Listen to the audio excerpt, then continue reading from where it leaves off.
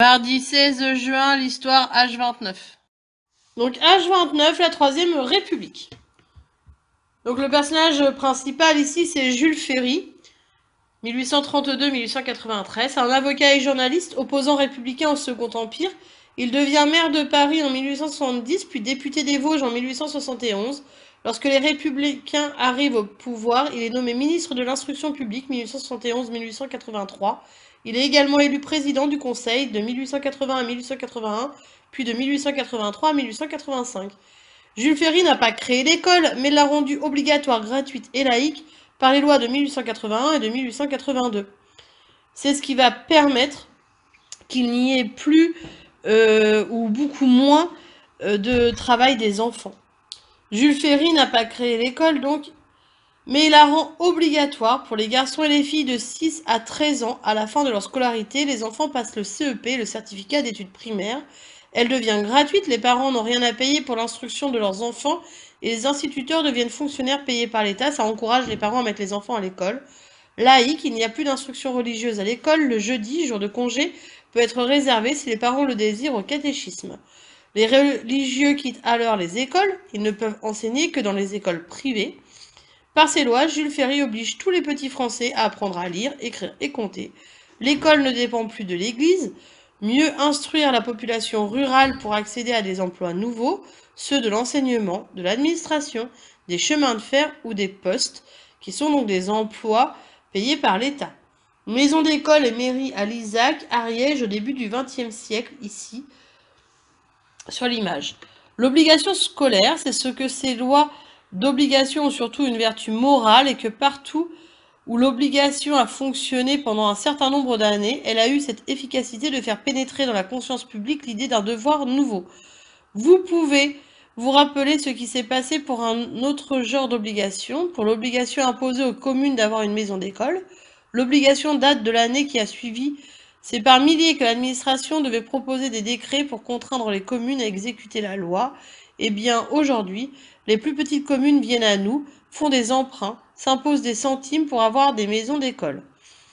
On peut annoncer et prédire à coup sûr un phénomène absolument semblable sitôt que vous aurez voté l'obligation de l'école pour le père de famille. Non, on ne passera pas son temps à des poursuites, à des procès, à des condamnations. Ce n'est pas le gendarme qui sera le grand ressort de cette loi si vous voulez la lire et tout fait de contraintes morales. Donc Jules Ferry, Chambre des députés, la séance du 20 décembre 1880. Quelles sont les lois sur l'école? De quand datent ces lois? Qui est responsable des lois sur l'école? Au XIXe siècle, comment appelait-on les bâtiments scolaires? Combien de jours d'école y a-t-il par semaine? De quel âge à quel âge l'école était obligatoire? Quel examen passent les enfants à la fin de l'école primaire? Donc voilà pour les questions. Vous y réfléchissez, puis je réponds. Donc les lois sur l'école sont l'école devient obligatoire, laïque et gratuite. Ces lois datent de 1881 à 1882. Le responsable des lois sur l'école est Jules Ferry. Au XIXe siècle, les bâtiments scolaires sont appelés maisons d'école. Il y a donc 5 jours d'école par semaine. On ne travaille pas le jeudi et certainement pas le dimanche, qui est le jour du Seigneur, le jour du repos. L'école est-elle obligatoire de 6 à 13 ans? Et les enfants, à la fin de l'école primaire, passent au certificat d'études primaires. Donc l'école de la Troisième République, c'est pas tout à fait l'école comme nous, on la connaît, hein. Déjà, les filles et les garçons ne sont pas mélangés. Une salle de classe au début du XXe siècle, donc des milliers d'écoles sont construites dans toute la France pendant les 25 dernières années du XIXe siècle. Ce sont toujours ces mêmes écoles qui existent dans beaucoup de villages et de vieux quartiers dans des grandes villes. Nous sommes dans une maison d'école, nous à Fouqueville. Les enseignants apprenaient leur métier dans les écoles normales. École en 1910, les salles de classe sont équipées de pupitres que doivent partager 2 élèves. Un poêle à bois souvent placé au centre de la pièce fait office de chauffage. À l'origine, cette pièce pouvait aussi servir de cuisine, réfectoire, chambre à coucher, poulailler, en plus des activités scolaires. Souvent, les élèves apportaient des bûches pour alimenter le poêle. Donc à quoi pouvait aussi servir la salle de classe? Existe-t-il encore des écoles de l'époque de Jules Ferry? Si oui, où? Donc la salle de classe pouvait aussi servir de cuisine, réfectoire, chambre à coucher, poulailler, en plus d'activités scolaires pour le maître d'école. Il existe encore des écoles de l'époque de Jules Ferry. dans les villages et les vieux quartiers des villes. Les innovations techniques et scientifiques au XIXe siècle est une période importante d'innovation technique et scientifique. Les progrès techniques et scientifiques, il y en a de nombreux. La machine à vapeur qui est mise au point par James Watt, elle fonctionne au bois puis au charbon. Elle est utilisée par les industries textiles et dans les métallurgies ou encore pour faire fonctionner les locomotives ou les machines agricoles. Ce qui permettait aussi de libérer les enfants, qu'ils puissent aller à l'école puisque le moteur était apparu. Les progrès sont importants au niveau scientifique. Ampère découvre l'électricité. En chimie, la fonte puis l'acier sont de meilleure qualité. En médecine, on découvre le rôle de microbes et des virus dans les maladies. Et Pasteur met au point le premier vaccin. Pierre et Marie Curie découvrent le radium, qui sera une future source d'énergie.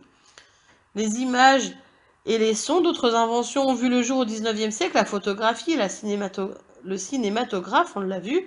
Le télégraphe qui permettait de transmettre des messages, puis le téléphone, inventé par Graham Bell. Ici, je vous ai mis une image du cinématographe Lumière, on en a parlé en français. L'exposition universelle de 1889, avec la tour Eiffel en septembre 1888, on a vu ça en histoire de l'art. La construction de cette tour a été très discutée, elle fut néanmoins le clou de l'exposition universelle de 1889 à Paris.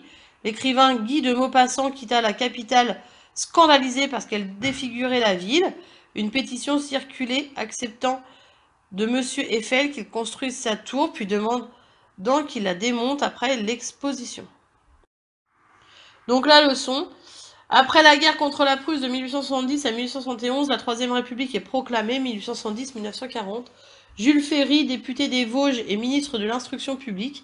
Il permet à tous les enfants de fréquenter les écoles primaires en instituant de 1881 à 1882 la gratuité, la laïcité et l'obligation scolaire. Le dernier quart du XIXe siècle est marqué par des progrès scientifiques et techniques importants. L'exposition universelle de 1889 à Paris donne naissance à la Tour Eiffel. Voilà pour cette leçon. Merci.